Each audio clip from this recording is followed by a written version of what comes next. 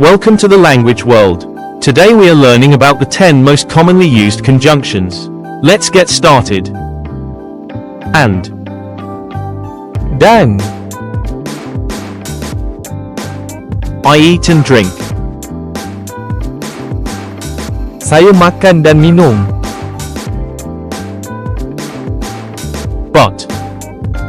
Tetapi. I want to go, but I'm tired.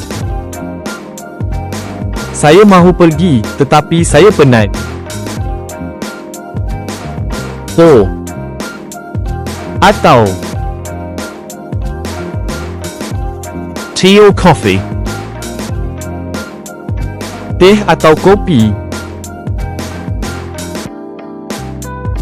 Because. Kerana. I stay because it's late.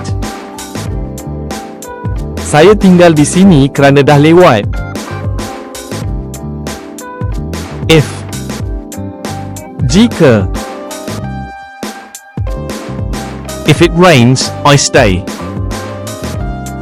Jika hujan, saya akan tinggal di sini. When. Apabila. Call me when you arrive. Hubungi saya apabila anda sampai. While. Sambil. I listen while I work. Saya dengar sambil bekerja. Although. Walaupun. Although it's cold, I go out. Walaupun sejuk, saya tetap keluar. Until. Sehingga. Wait until I come back. Tunggu sehingga saya kembali. Since. Sejak. I've been here since 2026. Saya telah berada di sini sejak tahun 2026. So. Jadi. I was tired, so I slept. Saya penat, jadi saya tidur. Also. Juga. I like tea. I also like coffee. Saya suka teh. Saya juga suka kopi. Finally. Akhirnya. Finally, I found it. Akhirnya, saya jumpanya. Anyway. Apa-apa pun. Anyway, let's go. Apa-apa pun, mari kita pergi. Before.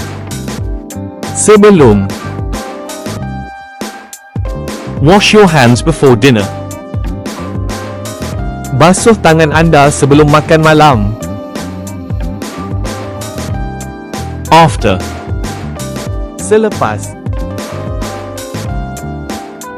We can play football after school. Kita boleh bermain bola sepak selepas sekolah. As soon as. Sebaik sahaja. Call me as soon as you arrive. Hubungi saya sebaik sahaja anda sampai. As long as. Seberapa lama.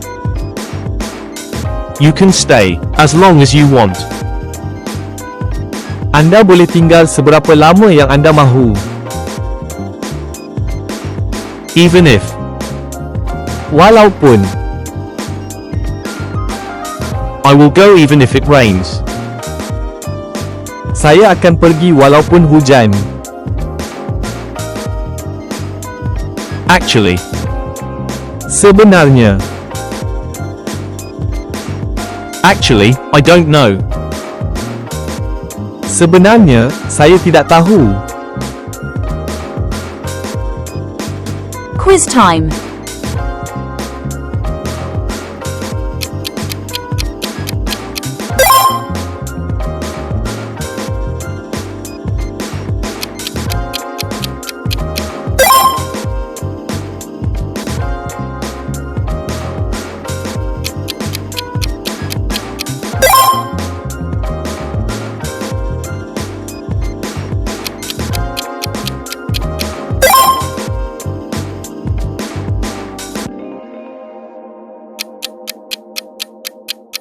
Leave your answer in the comments.